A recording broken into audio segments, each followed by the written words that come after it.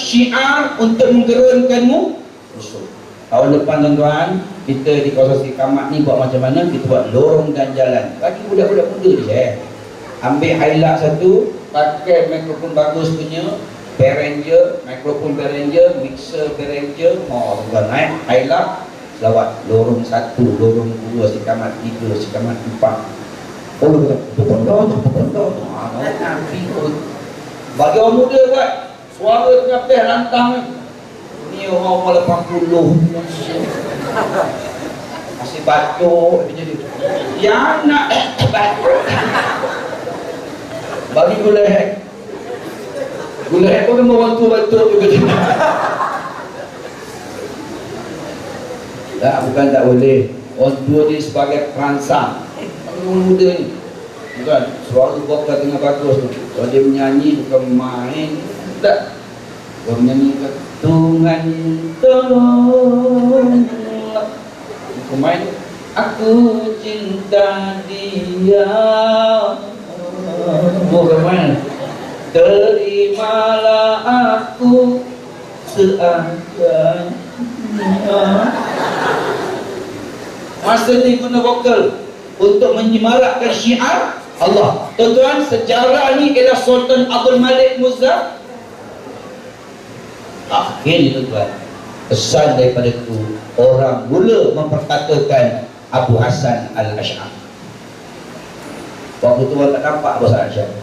Waktu Sultan Abdul Malik mengangkat Abu Hasan Al-Asy'ari, inilah pendukung utama yang menyelamatkan iman manusia.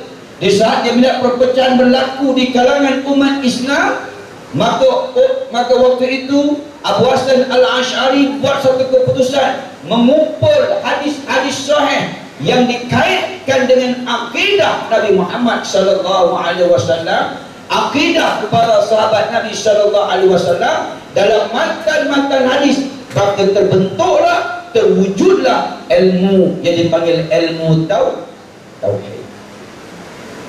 Tujuan dia apa? Tujuan dia cukuplah perpecahan antara Sunni dengan Syiah yang berlarutan 400 tahun. Sekarang tuan dah 1400 tahun lebih tidak ada jalan penyelesaian antara Sunni dan Syiah.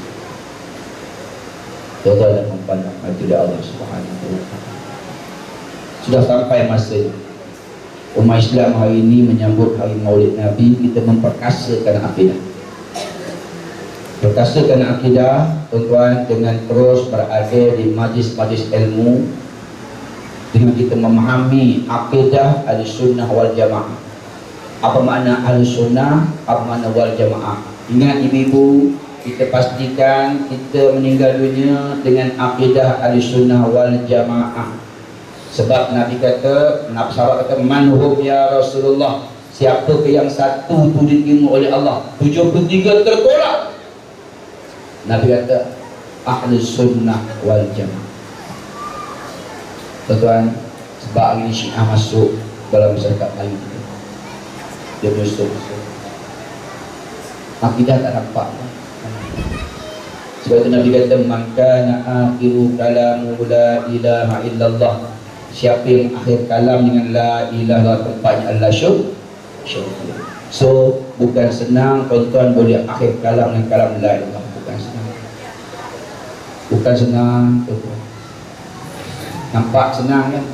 Yang senang sebut la ilaha nak mati ni bukan yang senang, yang confirm kita nampak pelakon drama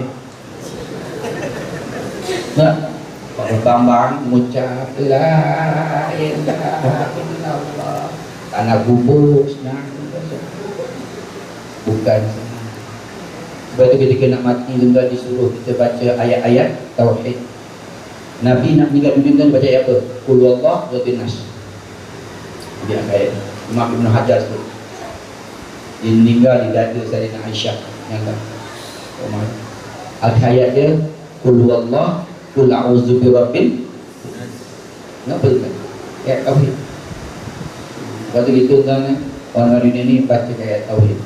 Bismillahirrahmanirrahim. Yasin wal Qur'anil Hakim, innaka laminal mursalin ala siratin mustaqim. Baca tenang-tenang. Qul huwallahu ahad, Allahus samad. Dalam dengarkan dia ayat-ayat tauhid. Sebab tuan-tuan waktu tu dia berkecamuk antara iman dengan kufur. Waktu dan sebab itulah kita nak minta sama baca ayat tu. Tak payah nak sebut-sebut kenal ke tak kenal, tak payah. Kadang orang kita ni bang, dia tengok orang-orang tu sakit kan, bang ni ucu datang kona tak perlu kona dah betul tu. Ni ucu datang berpilah bawa epal dengan anggur ni.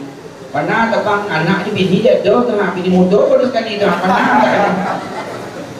tak ada kona-kona tu. Datang ibangnya alang datang daripada Batu Pahat datang. Jauh bang Batu Pahat bang, tol tak ada tu, jauh-jauh biasa kan. Sial je abang kena kan bang.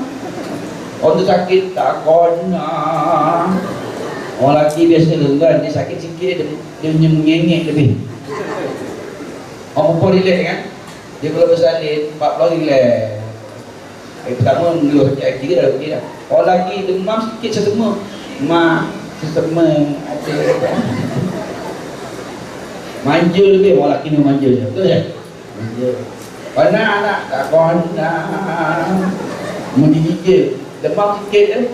Bangnya angah tak kona tak kona. Ini gerak semua tak kenal. Allah tak kenal, Allah tak kenal. Dia bawa aku tak mengaji. Bang, kona tak bukunya? Kona.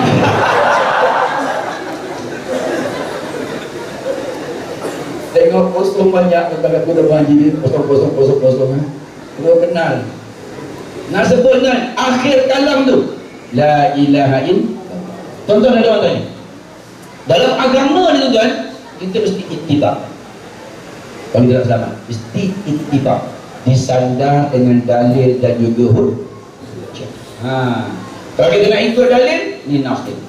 Ustaz, tadi saya cerita buat talqin. Contohnya kita buat tahlil. Boleh tak buat tahlil Ustaz? Ada tak hadis Nabi buat tahlil? Ada tuan? Tak ada dah. Mana Imam Syafi'i tak sokong tahlil tu tak? Habis Ustaz kita buat takkan Ustaz tu kita bodoh sangat so buat tu. Sebenarnya tahlil dia panggil tawassul, wasilah. Apa hujah dia? Hujah dia Rabbana ighfir lana wa li ikhwanina alladhina sabaquna bil iman. Ya Allah, ya Tuhan kami, ampunkan dosa kami, ampunkan dosa orang-orang yang lebih dahulu daripada kami. Doa menyebut suruh mendoakan orang yang dah mati. Satu. Yang kedua, hadis Nabi SAW ketika dia pergi di kubur para sahabat dalam peristiwa dia sebelum wafatnya di kubur di Jabal Uhud, dia baca doa, Allahumma ighfir lahum warhamhum wa'afihim wa'fu anhum, Allahumma ij'al lahum fakakan lahum minan nar wa najatan lahum minan nar wa sitran lahum minan nar wa fida'an lahum minan nar. Nabi membaca doa orang yang dah mati. Maknanya kita disuruh mendoakan orang mati. Mana boleh lah. Yalah Ustaz, yang tahlil panjang tu, tahlil tu dipanggil tawassul. Amalan tawassul bersandar. Kita nakkan doa kita mustajab. Kita kena buat perkara yang Allah suka dan kekasih dia suka. Siapa kekasih Allah? Nabi Muhammad SAW. Apa Nabi buat? Nabi tidak meninggalkan baca Allah, Al-Falaq dan An-Nas. Nabi tidak meninggalkan baca suratul Fatihah. Nabi tidak meninggalkan membaca suratul Ayatul Kursi. Nabi semua hidup tidak meninggalkan membaca lillahi ma fis samawati wa ma. So kita buat benda yang Nabi buat supaya Allah pandang, ya Allah, hari ini aku baca, ya Allah, benda kekasih kau baca. Kita harap Allah pandang kita, lepas tu baru kita doa. Tuan-tuan, sebab itu beliau berkata, ada tahlil tak? Tahlil itu dipanggil tawassul, dipanggil bersandar dengan kebaikan yang dibuat oleh kekasih Allah Subhanahu wa ta'ala. Sebab itu tuan-tuan, yang Nabi sebut orang mati ni sampai pahala dia apa? Waladun soleh, doa daripada anak yang ketiga, au sadaqatin jariyah, sedekah jariah dia masih hidup, dah mati tak ada dah, dah mati harta waris, masih hidup. Yang ketiga, au ilmun yuntafa' bih, ilmu yang bermanfaat. Itu sampai, itu confirm sampai, sebab Nabi sebut. Tapi Imam Muslim menambah lagi 4 hadis Nabi juga. Au masjidan banahu, orang yang buat masjid. 4. Au bayatan ibni sabil, orang yang buat sekolah. Au mushafan warasah, Al-Quran yang diwasiatkan. Yang ketujuh, au nahran atrahu, sungai yang dialirkan. Ada 7. Sudah balik tuan. Sebab itu tuan, kalau kita ambil harta si mati, kita belikan tanah 1 lot untuk nak buat masjid, mana sampai pahala bersebati. Au masjidan banahu, au bayatan ibni sabil, orang yang buat sekolah. Sebab itu bila kita buat derma untuk sekolah, nak besarkan sekolah, guna duit arwah, tuan-tuan, walaupun dia tak wasiat, sampai bersih mati. Saya nak 1 lot depan tu RM80, saya nak beli untuk arwah mak saya, confirm sampai. Sebab Nabi sebut. Lagi, au mushafan warasah, Al-Quran yang diwasiatkan. Sebab itu tuan-tuan, orang sibuk wakaf Quran dekat Masjidil Haram, dekat Masjid Nabawi. Sebab dekat sana orang baca Quran. Hantar dekat Masjid Negeri Sembilan, baca setahun sekali bulan puasa. Baik kita hantar dekat Mekah, hari-hari orang baca. Itu sebab orang sibuk wakaf Quran tu. Au mushafan warasah, tuan-tuan beli buku ni, beli surah Yasin, bawa nama arwah tu, ni untuk arwah, hantar kat masjid, dapat manfaat. Au mushafan warasah. Yang akhir sekali, au nahran aqrahu, sungai yang dialirkan. Yang ni confirm sampai. Tahlil belum tentu. Sampai tak? Wallahu a'lam. Sebab Nabi dah sebut. Yang Nabi sebut tu, sebab itu